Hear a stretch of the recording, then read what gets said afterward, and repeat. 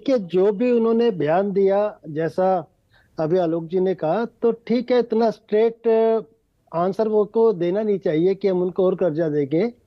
मैं सबसे पहले तो जो आपने अभी एप्रीहेंशंस दिखाई कि एक आध आदमी का जो पैसा है वो बहुत ही ज्यादा किसी कर्ज सेफ नहीं है।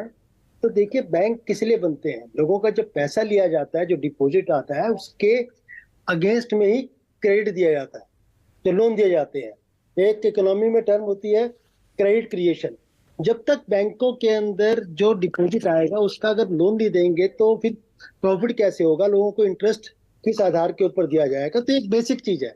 और दूसरी बात यह है कि ये मान के चलिएगा कि किसी भी आदमी का जिन बैंकों के अंदर जिन्होंने अडानी ग्रुप को लोन दे रखे हैं, सबका पैसा बहुत सेफ है। ये जो बैंक है, state bank of India, Punjab national bank, bank of Baroda, axis bank, IndusInd bank, ये जितने भी जो बैंकों ने जो 40,000 करोड़ का जो अडानी ग्रुप को जो कर्जा दिया है, ये कर्जा किसी आधार के ऊपर दिया है। और जो बाजार का जो फंडामेंटल, जो बाजार की जो मूवमेंट होती है, उसके अंदर देखिए, हर एक को मालूम होगा कि 3-4 चीजें होती है उसके अंदर। न्यूज, परफॉर्मेंस, फंडामेंटल्स, ये पूरे का पूरा जो इफेक्ट है न्यूज का है। अब ये ऐसा नहीं है कि अडानी के जो बिजनेसेस है वो एनपीए डिक्लेयर हो गए हैं और उसके विरुद्ध वो पैसा दे नहीं पा रहे हैं। मैं ऐसा सजेस्ट भी नहीं कर रहा हूं।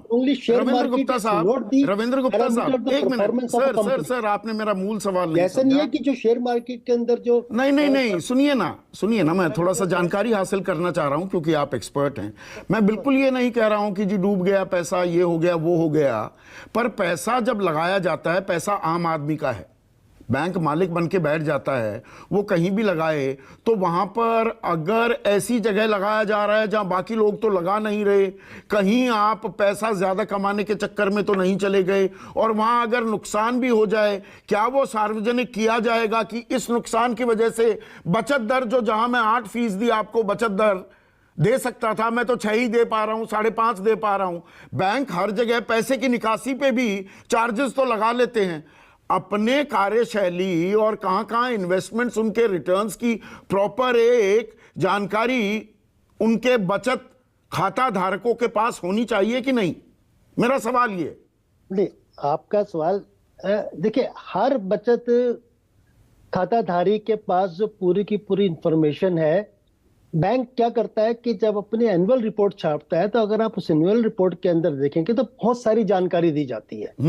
हम जितने भी लोग बैठे हैं, हम में से ये बता दीजिएगा कि अगर हम किसी बैंक के शेयर होल्डर हैं, हमारी ईमेल के ऊपर पहले के वक्त के अंदर एनुअल रिपोर्ट घर के अंदर आया करती थी, कितने लोग उसको पढ़ते हैं? ऐसा नहीं है।